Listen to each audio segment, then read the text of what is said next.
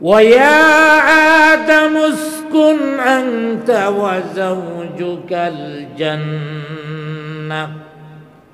আল্লাহ পাক ডাক দিয়া বললেন, ওয়া আদামু উসকুন, ইয়া আদামু উসকুন, হে আদম বসবাস করো। মানে জান্নাতে, জান্নাত পরে আসতেছে যে উসকুন বসবাস করো, আনতা তুমি, তুমি জান্নাতে বসবাস করো, ওয়া যাওজুকা এবং তোমার স্ত্রীও জান্নাতে বসবাস করবে। জুড়ে বলি আলহামদুলিল্লাহ।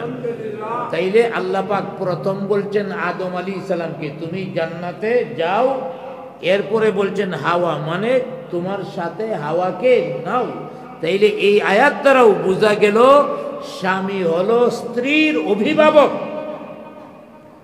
স্ত্রীকে রাখার, আরামে সুন্দরে ভালো করে রাখার দায়িত্ব স্বামী। ওতে স্ত্রীর কোনো দায়িত্ব নাই। আর আমাদের বাংলাদেশের মধ্যে চাকরির যে কোটা এখন কিছু বাড়ছে, 32 বছর মনে হয় ছেলেদের জন্য, 32 বছর, আর মেয়েদের জন্য 35 বছর। এরা 35 হয়ে গেলেও চাকরি পাবে, আর ছেলেরা 32 পর্যন্ত। অথচ দায়িত্ব হলো ছেলের বউ রেখাওয়ানি। অতএব 35 পর্যন্ত তারে দেওয়ার দরকার ছিল, হে তো দরকারই নেই। অতএব এখানেও আল্লাহ পাক পুরুষকে প্রাধান্য দিয়েছেন, অর্থাৎ এই হিসাবে যে স্ত্রীর সমস্ত ভরণ পোষণ সবকিছু দায়িত্ব, বাড়িঘর আবাসভূমি সবকিছু স্বামী স্ত্রীকে থাকার ব্যবস্থা করে দিতে হবে। অতএব আল্লাহ বললেন তোমরা দুইজন জান্নাতে বসবাস করো, এই জান্নাতের মধ্যে তোমাদের কোনো কিছু পরিশ্রম নাই, জান্নাতের সব কিছু তোমরা ভক্ষণ করো। আল্লাহ পাক বলেন ফাকুলা মিন হাইসু শি'তুমা। ফাকুলা এখানে দ্বিবচন ব্যবহার করা হয়েছে, অর্থাৎ যদি শুধু আদম আলাইহিস সালামের বেলায় হইতো যে আদম তুমি খাও, তাহলে হয়তো কুল।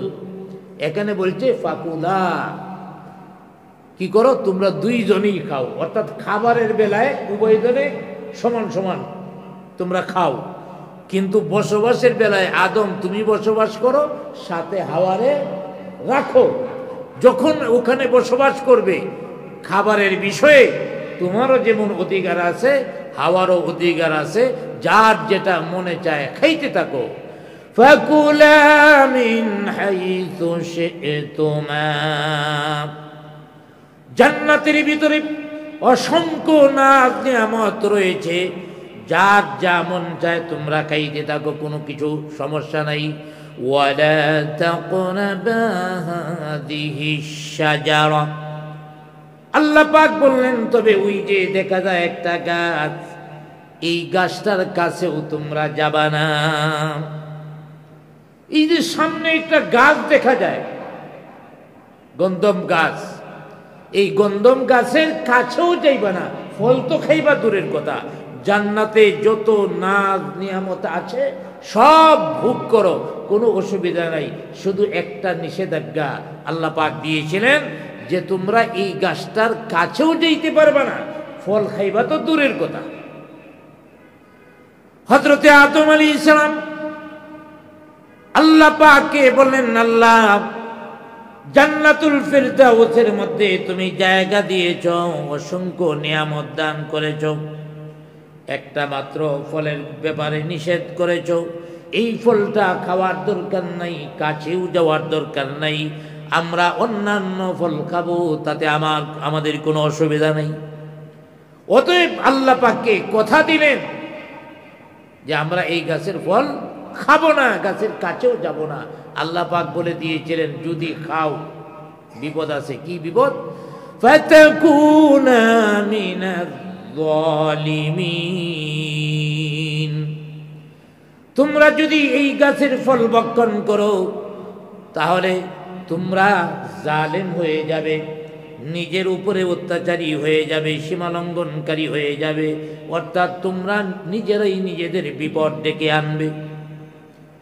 আদম আলাইহিস সালাম বললেন যে না, এই গাছের ফল খাবো না। উভয়জনকে জান্নাতে দিলেন, তারা জান্নাতে আরামেই চলতেছিলেন, তারা জান্নাতের মধ্যে আছে। অতএব আদম আলাইহিস সালাম, হাওয়া আলাইহিস সালাম জান্নাতে আরামে থাকবে, এটা কি শয়তান চায়? শয়তান চিন্তা করে, আল্লাহর কাছে চ্যালেঞ্জ করেছিলাম, আল্লাহ আমারে আদমের জন্যে জান্নাত থেকে বের করে দিছ, এই আদম রে জাহান্নামী না বানায় আমি ছাড়বো না। কিন্তু ইবলিশ দুনিয়াতে, আর ওই হলো হাওয়া আলাইহিস সালাম, আদম আলাইহিস সালাম, ওনারা হলেন জান্নাতে। অতএব ওয়াসওয়াসা কিভাবে দিবেন?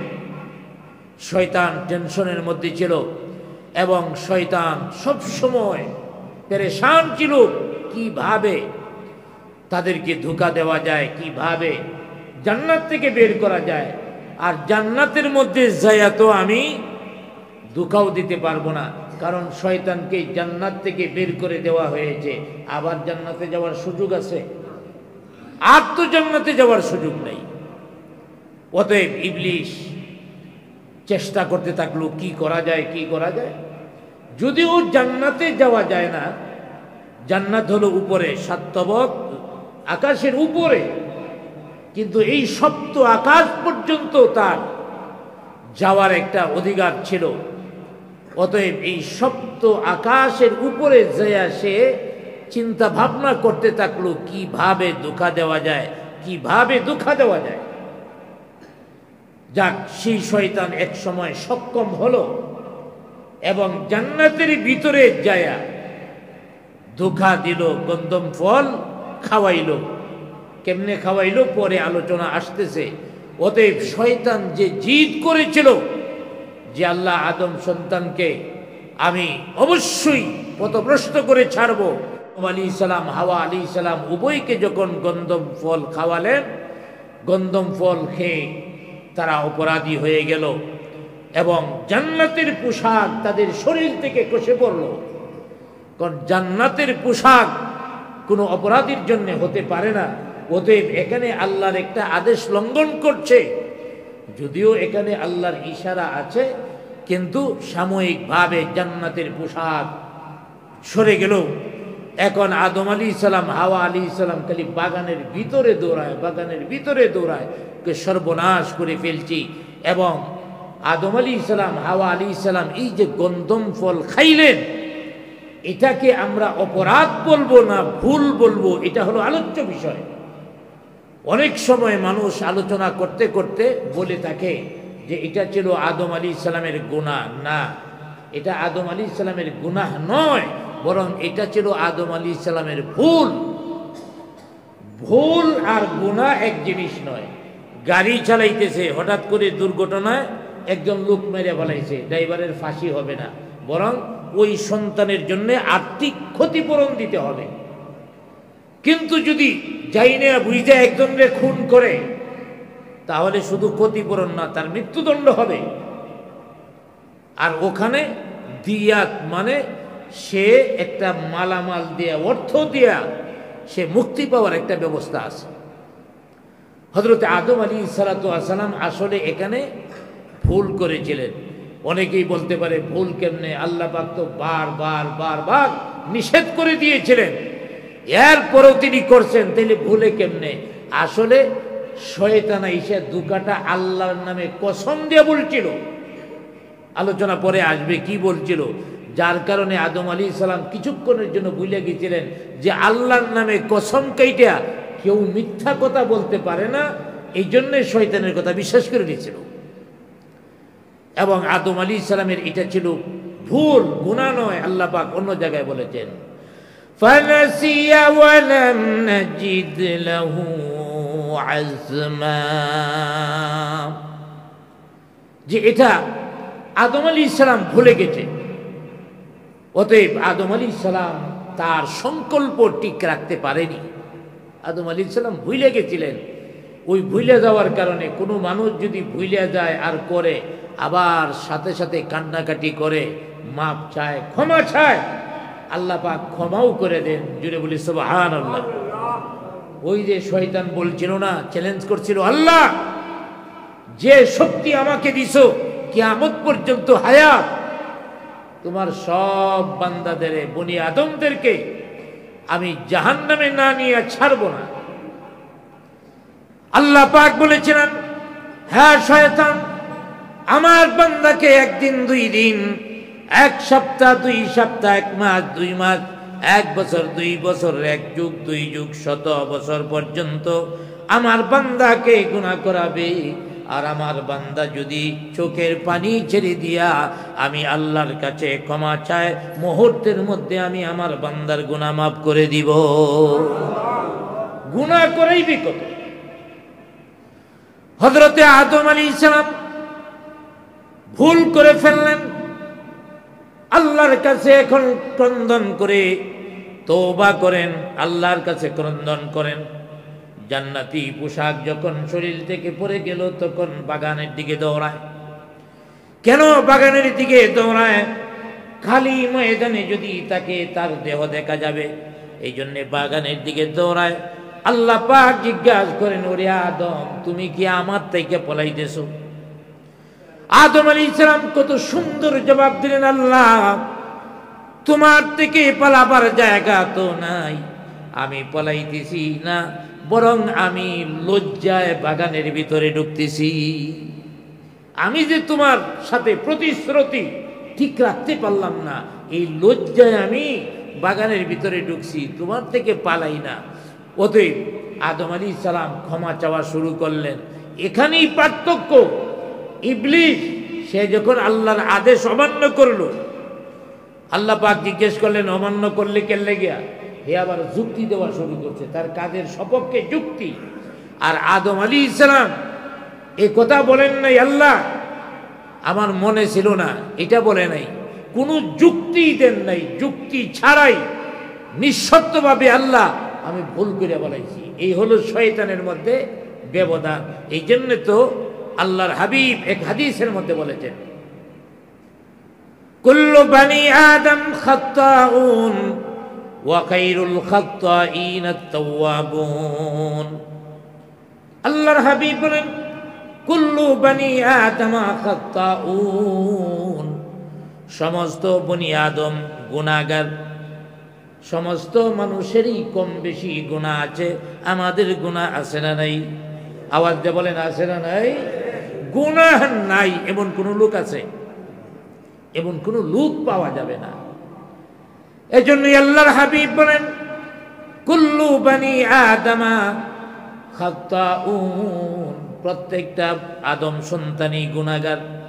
ওয়া খায়রুল খাত্তাইন আত-তাওয়াবুন, আর সে ওই অপরাধী শ্রেষ্ঠ, ওই গুনাহগারী শ্রেষ্ঠ যে গুনাহ করে আল্লাহর দরবারে তওবা করে। গুনাহ করে আবার তওবাও করে, এই গুনাহগারটা আল্লাহর কাছে প্রিয়। অতএব গুনাহ কইরা বইসা থাকা যাবে না, গুনাহ করে আল্লাহর কাছে ক্ষমা চাইতে হবে। আদম আলাইহিস সালাম কান্না শুরু করলেন। আদম আলাইহিস সালাম কাঁদতেছেন। যদিও আদম আলাইহিস সালামের গুনাহটা বড় মাপের গুনাহ ছিল না, কিন্তু বড় মাপের না হলে কি হবে, অনেক সময় ছোট জিনিসও অনেক বিপদের কারণ হয়ে দাঁড়ায়। যেমন আমাদের মাথার মধ্যে চুল আছে, আমাদের কোনো অসুবিধা আছে? জোরে বলেন, অসুবিধা আছে? কারো অসুবিধা হয় চুল থাকলে? তারপরে মুছ আছে, দাড়ি আছে, তারপরে আমাদের শরীরে চুলের অভাব নাই, এত চুল আছে। এই চুলে আমাদের কোনো সমস্যা হয়? কিন্তু একটা চুল যদি সিরা সোহের ভিতরে পড়ে তখন বিপদ হয় কি হয় না? তাকাইতে পারবেন চোখ দিয়া? আবার ভাইয়ারা, সারা শরীরের ভিতরে চুল আছে, এই চুল আমাদের জন্য সমস্যা হয় না, কিন্তু একটা চুল যদি চোখের ভিতরে পড়ে যায় সমস্যা হয়ে যায়। এই জন্যই আল্লামা রুমি রহমাতুল্লাহি আলাইহি বলেছেন, গরচে এক মু বদগুনা কো জিসতে বুদ, গরচে এক মু বদগুনা কো জিসতে বুদ, লেকে আমু দর্দু দিদারিস্তাবুদ। আল্লামা রুমি রহমাতুল্লাহি আলাইহি বলেন, হযরতে আদম আলাইহিস সালামের গুনাহটা ছিল অত্যন্ত শুকনো, অত্যন্ত শুকনো, অত্যন্ত ছোট, কিন্তু ছোট হলে কিভাবে হবে, এটা চোখে চুল পড়ার মতো ধরা পড়েছে। কারণ নবীগণের খাসিয়ত, আল্লাহ পছন্দ করেন না এমন কোন কাজ যদি করে পালায়, তাইলে আল্লাহ রাব্বুল আলামিনের দরবারে কান্নাকাটি করতেই থাকে। যেমন অন্য এক কবি রুমি অন্য এক জায়গার মধ্যে বলেছেন, বোদে আদম দিদায়ে নূরে কদিম, বোদে আদম দিদায়ে নূরে কদিম, মোয়ে দরদি দাহে বুদ কোহে আযীম। হযরত আদম আলাইহিস সালাতু ওয়াস সালাম ছিলেন চোখের নূরের মতো, যার কারণে একটা ছোট গুনাহ তার জন্য অনেক বড়। হযরত আদম আলাইহিস সালাম শয়তানের মতো যুক্তি প্রদর্শন করেননি, বরং আল্লাহর দরবারে বারবার ক্ষমা চাইতে লাগলেন, আল্লাহ ভুল হয়ে গেছে। এইভাবে আল্লাহর দরবারে কান্নাকাটি করতেছিলেন। এখন একটা জিনিস আমাদের ভালো করে জানার দরকার, সেটা হলো হযরতে আদম এবং হাওয়া জান্নাতের ভিতরে না বাইরে? জোরে বলেন, ভিতরে না বাইরে? আর ইবলিশ বাইরে না ভিতরে? তাইলে আদম আলাইহিস সালামকে যদি ওয়াসওয়াসা দিতে হয়, কুমন্ত্রণা দিতে হয়, আদম আলাইহিস সালামের কাছে যাওয়ার দরকার। সে তো আছে বাহিরে, জান্নাতে আর ঢোকার তার অনুমতি নাই। আদম আলাইহিস সালামকে কিভাবে কুমন্ত্রণা দিলেন? তাফসীরের মধ্যে এই বিষয়টা এভাবে এসেছে, শয়তান সপ্ত আকাশের উপর পর্যন্ত যাইতে পারত, তাই শয়তান সপ্ত আকাশের উপরে যায়া ঘোরাঘুরি শুরু করছে কিভাবে আদম আলাইহিস সালামকে কুমন্ত্রণা দেওয়া যায়। এখন গেট দিয়া ঢুকতে হবে, আর গেটের কাছে যদি আল্লাহর ফেরেশতারা থাকে তাহলে তো গেট দিয়া ঢোকা যাবে না। অতএব গেট থেকে একটু দূরে নিরাপদ জায়গায় লুকিয়ে আছে। তাও কিভাবে লুকাইয়া আছে? শয়তান তো শাক্কিলিল ইবারা, অনেক সুরত ধরতে পারে শয়তান। এর মধ্যে ওখানে ফেরেশতাদের সুরত ধরছে, সুবহানাল্লাহ বলে। ফেরেশতাদের সুরত ধরে বৈশা রয়েছে। কোন সময় সুযোগটা পাওয়া যায়? আমাদের দেশের চুর যারা চুরে একটা সুযোগ খুঁজে না, কোন সময় বাড়িওয়ালা ঘুমাবে তারপরে চুরি করবে। যারা ছিনতাইকারী কোন সময় অমনোযোগী হবে, গাড়ির মধ্যে হঠাৎ করে মোবাইল টান দিয়া দৌড় দিবে। এই সুযোগ শয়তানে খুঁজতেছে, গেটের সামনে বৈশা রয়েছে। কতদিন বৈশা রয়েছে জানেন? দেখেন শয়তান কত বড় শয়তান। 3000 বছর পর্যন্ত জান্নাতের গেটের সামনে বৈশা রয়েছে, কখন সুযোগ আসবে কাজে লাগাবে। সুবহানাল্লাহ বলেন। শয়তানি করার জন্য 3000 বছর বৈশা রয়েছে। আর আমরা ভালো কাজ করার জন্য তো সময় ব্যয় করতে পারি না। 1 ঘন্টা তাফসীর শুনবো, বসতে পারি না। জুম্মার নামাজে আগে আসতে পারি না, কোনো মতে আইশার নামাজটা ধরি। নেকি অর্জন করার জন্য আমাদের চেষ্টা নাই। আর শয়তান খারাপ কাজ করার জন্য 3000 বছর পর্যন্ত জান্নাতের গেটের সামনে বসে রইতে। কোন সময় সুযোগ আছে। হ্যাঁ, একদিন সুযোগ আইসা গেছে, ফেরেশতারা গেটের সামনে নাই, কাছাকাছি আইসা চিন্তা করে কেমনে যাবো। ফেরেশতা যদি আমারে দেহে পায় তাইলে তো আমারে আস্ত রাখবে না। অতএব কি করা যায়? চোর তো পুলিশের ভয় পাবে, র্যাবকে ভয় পাবে, সেনাবাহিনীকে ভয় পাবে, এটাই বাস্তবতা।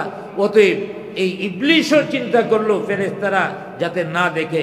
এখন কিভাবে ঢুকবো? ঢুকারও তার শক্তি নাই। এখন বসে অপেক্ষা করতেছে। হঠাৎ করে একটা ময়ূর আসলো। ময়ূর,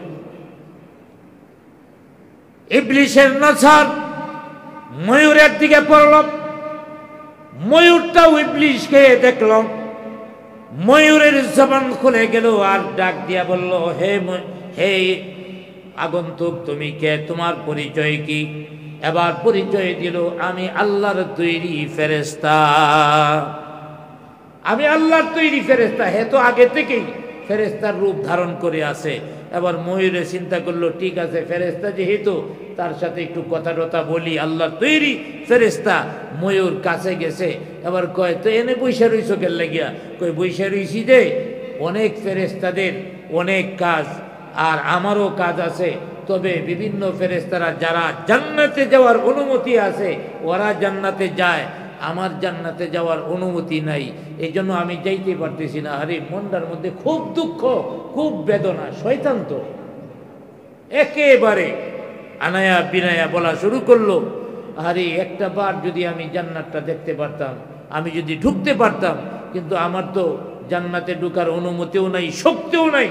জান্নাতে ঢুকার শক্তি শয়তান থেকে আল্লাহ পাক নিয়ে নিছেন। এখন ময়ূর রে কয়, ময়ূর রে তুই যদি আমারে একটু জান্নাতের ভিতরে ফালাইতে, তাইলে আমি আল্লাহ তৈরি জান্নাতটা দেখতে পারতাম। ময়ূর বলল, না, আমার দ্বারাতেও সম্ভব নয়। আমি কি করে তোমাকে জান্নাতের ভিতরে নিব? আমি কি করে জান্নাতের ভিতরে নিব? আমি যদি ধরা খেয়ে যাই তাহলে আমি শেষ হয়ে যাব। তাছাড়া তোমাকে জান্নাতে নেওয়ার আমার প্রয়োজনটা কি? কি প্রয়োজন আমার তোমারে জান্নাতে নেওয়ার? এবার ইবলিশ কয়, আছে, একটা প্রয়োজন আছে। তুমি যদি আমারে জান্নাতে ঢুকাও, আমি তোমারে 3টা জিনিস শিখাইয়া দিব। কয়টা জিনিস? 3টা জিনিস তোমাকে শিখাইয়া দিব। ময়ূর বলতেছে, কি 3টা জিনিস শিখাইবা বলো আগে। কয়, তোমারে 3টা জিনিস শিখাইব। 1 নাম্বার হলো জীবনে আর বৃদ্ধ হবে না। জীবনে কি হবে না? বৃদ্ধ হবে না। আচ্ছা, যুবক থাকতে চায় সারা জীবন, আমি যুবক হয়ে বেঁচে থাকবো, সকলের ইচ্ছা আছে না নাই? কিন্তু ইচ্ছা থাকলে কি বুড়া হওয়া বন্ধ আছে? তো হবেই, স্বাভাবিক নিয়ম, প্রাকৃতিক নিয়ম আল্লাহ পাক করে দিয়েছেন। ময়ূরে শুনে কয়, তাহলে আমি আর কখনো বুড়া হব না, এটা তো অনেক বড় পাওয়া। 2য় নাম্বার কি শিখাইবা? কয়, 2য় নাম্বার তুমি কিয়ামতের আগ পর্যন্ত মরবা না। সুবহানাল্লাহ বলে, কিয়ামত পর্যন্ত হায়াত পাইবা।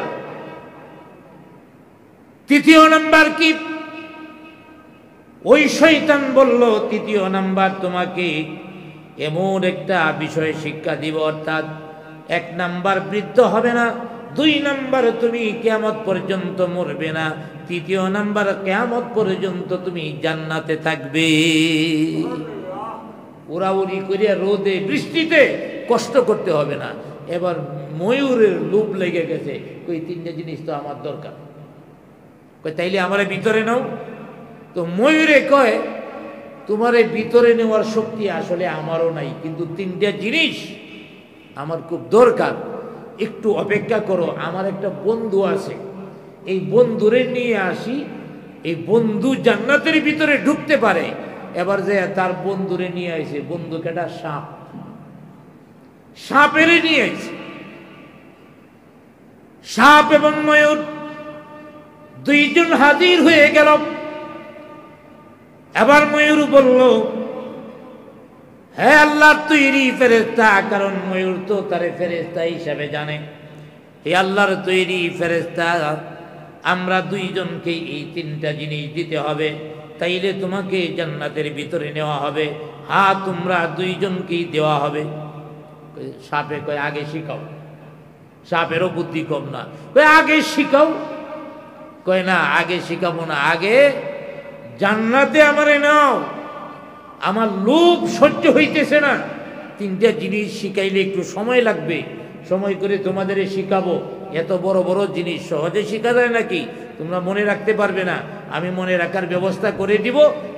তোমরা আমাকে আগে একটু জান্নাতের ভিতরে ঢুকতে দাও। সাপ বলল, ঠিক আছে, তোমাকে তো এইভাবে নেওয়া যাবে না। ফেরেশতারা দেখলে আমারও শেষ করবে, তোমারও শেষ করবে। একটা কাজ করো, আমি হা করি, তুমি মুখের ভিতরে ঢুকে যাও, আর আমার মুখ আমি বন্ধ করে নিব। এইভাবে মুখের ভিতর করে তোমাকে জান্নাতের ভিতরে নিয়ে ছাড়বো। শয়তান কয়, যাক, কাজ তাইলে হয়ে গেছে। সাপের মুখের ভিতরে লইল, আর এই দিক দিয়ে ময়ূরে পায়ের মধ্যে সাপের দইরা এক ইটা দিয়া ওয়ালের উপর দিয়া জান্নাতের ভিতরে নিক্ষেপ করলেন। সাপ মুখ বের করলো, আর ওই শয়তান যে বাগানের ভিতরে ঢুকে গেছে। সাপ দেখে ফেরেশতা আসতেছে, চিন্তা করলো ফেরেশতা ধরলে তো উপায় নেই। সাপ আবার নিজের মতো করে জান বাঁচানোর জন্যে দ্রুত জান্নাত থেকে বের হয়ে গেল। এখন জান্নাতের ভিতরে ইবলিশ আছে না নাই?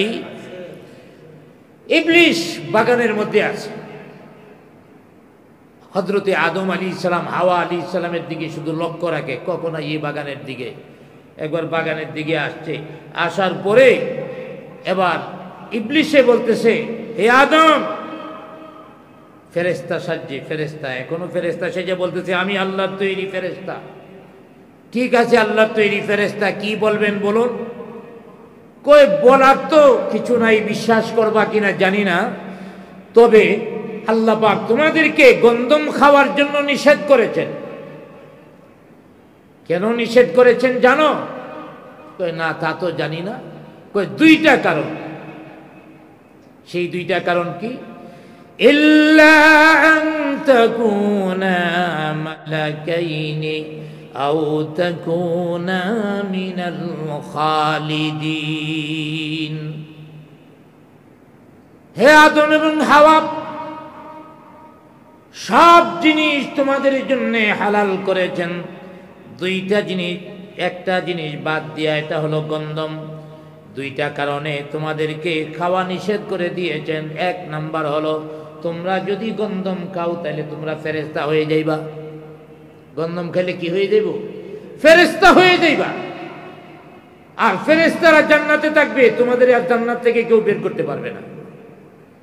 দ্বিতীয় নাম্বার, মিনাল ওয়াতাকুনা মিনাল খালিদিন, তোমরা জান্নাতে চিরস্থায়ী হয়ে যাইবা। আল্লাহ ইচ্ছা করলে তোমাদের জান্নাত থেকে বের করতে পারবে না। এই জন্যে গন্ধম ফল তোমাদের জন্য নিষিদ্ধ করে দিয়েছে। এবার আদম আলাইহিস সালাম বুঝা ভালাইলেন। আদম আলাইহিস সালাম বলেন, শয়তান, তোর বক্তব্য শুনে বোঝা গেছে তুই যে ইবলিশ শয়তান। কারণ আল্লাহ পাক সব কিছু আমার জন্য হালাল করেছেন, অতএব একটা জিনিস হারাম করেছেন, এটা আমি মানলে সমস্যাটা কি? কতদিন জান্নাতে থাকবো, কতদিন বাইরে থাকবো, এটা বড় কথা নয়। এখন আদম আলাইহিস সালাম এর গেলিয়া টেলিয়া চলে গেলেন হাওয়া আলাইহিস সালামকে নিয়ে। এবার শয়তান কয়ে, রাস্তা তো সারা যাবে না, যেভাবেই হোক বিভ্রান্ত করতেই হবে। এখন কি করলেন? দ্বিতীয় নাম্বার, আরো কয়েকদিন পরে দেখেন হাওয়া আলাইহিস সালাম একা একা আসতেছে। এবার কয়ে, এখন মনে হয় কামটা বানানো যাবে, কারণ মহিলা মানুষ, সহজে ধোঁকা দেওয়া যাবে। এই দিন ওই শয়তান সুরত পাল্টায় এনেছে, আগের সুরত নাই, এখন মানুষের সুরত ধইরা ওই গন্ধম ফল গাছের মধ্যে বৈশা বৈশা গন্ধম ফল খায়। আর কয়, আরে কি মজা, কি মজা। হাওয়া আলাইহিস সালামের দিকে তাকায় না, মনে মনে কয়, আল্লাহ তুমি এই ফলটা আদম আর হাওয়ার লাগিয়ে নিষেধ করে দিছ, তারা যাতে জান্নাতে থাকতে না পারে। আল্লাহ কেন? জান্নাতে থাকলে অসুবিধাটা কি? কয়টা দিন পরে জান্নাত থেকে বের করে দিবা। হাওয়া আলাইহিস সালামরে শোনায়। এবার হাওয়া আলাইহিস সালাম কাছে আসছে, কি বলতেছো? কয়, বলতেছি তোমাদের জন্য মনটা খুব ছটফট ছটফট করতেছে, কান্দে দিছে। দেখবেন কিছু মানুষ যারা 2 নাম্বার মানুষ, এরা চোখেতে পানি বেরোয় তাড়াতাড়ি, ছোটো কাটো বিষয় নিয়ে দেখবেন কেন্দে দিবে, একেবারে চোখের পানি পড়িয়া ভাইসা যাবে। ওই ইবলিশ কান্দতে শুরু করলো। ভাই কান্দ কেন? কই, কান্দি তোমাদের জন্যে, আমরা তো জান্নাতে আসি, এই যে গন্ধম ফল খাইতেছি, দেখো না, এই গন্ধম ফল খাওয়ার কারণেই তো আমরা জান্নাতে আসি, কখনো বের হব না। জান্নাতের ফল সবচেয়ে মজা। তোমাদের নিষেধ করছে, কারণ তোমাদের কয়দিন পরে পৃথিবীতে পাঠাইয়া দিব। আদম আলাইহিস সালাম হেও তো জানতেছে না, তুমিও জানো না, এই জন্য কাঁদতেছি। তোমরা যদি খাও তাহলে জান্নাতে চিরস্থায়ী হয়ে যাবে, অন্যথায় জান্নাত থেকে কিছুদিন পরে বাইর করে দিব। তোমারে এক জায়গায় ফালবো, আদমরে আরেক জায়গায় ফালবো, দুইজনের সাথে একজনের আরেকজনের দেখা হবে না, তখন তোমরা নিঃসঙ্গ হইয়া ঘুরবা। আদম আলাইহিস সালাম প্রতি ভয় পেয়ে গেলেন, তারে যদি আমি না পাই। হাওয়া আলাইহিস সালাম ভয় পেয়ে গেলেন, বললেন এই ফল যদি খাই তাহলে দুইজন একত্রে জান্নাতে থাকতে পারবো। হ্যাঁ, জান্নাতে থাকতে পারবা। কই তাইলে দুইটা ফল দাও। এবার একটা ফল নিয়ে হাওয়া আলাইহিস সালাম প্রথম খেয়েছেন, আরেকটা ফল রেখে দিয়েছেন, স্বামীরে খাওয়াইতে হবে। স্বামীর কাছে যখন নিয়ে গেছেন, আদম আলাইহিস সালাম বললেন, সর্বনাশ করছো, এই ফল তোমার হাতে, তাইলে তুমি কি ফল খেয়েছো? হাওয়া আলাইহিস সালাম বললেন, হ্যাঁ, এই ফল খাইলে জান্নাত থেকে আর কখনো বের হওয়া লাগবে না, ফল না খাইলে জান্নাত থেকে বের হওয়া লাগবে, এই জন্য আমি ফল খাইলাম, আপনিও খায়া নেন। আদম আলাইহিস সালাম বললেন, হে হাওয়া, সর্বনাশ করেছ, নিজের ক্ষতি নিজে ডেকে নিয়ে এসেছ, সর্বনাশ করেছ। এখন আল্লাহর ফয়সালা কি হয় বলা যায় না, আল্লাহর ফয়সালা কি হয় বলা যায় না। হযরত আদম আলাইহিস সালাম টেনশনের মধ্যে পড়ে গেলেন, টেনশন করতে করতে ঘুমিয়ে গেলেন। আর হাওয়া আলাইহিস সালাম গন্ধম খাওয়ার কারণে শয়তানের চিন্তা ভাবনা তার মাথার মধ্যে কিছু আয়া গেছে যে আদম তো খাইল না, এখন কেমনে খাওয়ানি যায়, কারণ আল্লাহর নবী সহজে খাবে না, কিভাবে খাওয়ানো যায়। এই শয়তানের মস্তিষ্কের প্রভাব, গন্ধমের প্রভাব আমাদের মার মস্তিষ্কের মধ্যে এসে গেছে। চিন্তা করতেছে ফল তো খাইতো না, এক কাজ করি, জুস বানাই, জুস বানায় ঘুম থেকে উঠলে তখন দিব, মনে করবে অন্য ফলের জুস, সব সময় তো জুস খায়, পান করে, অতএব এই জুস হিসাবে পান করাইলাম।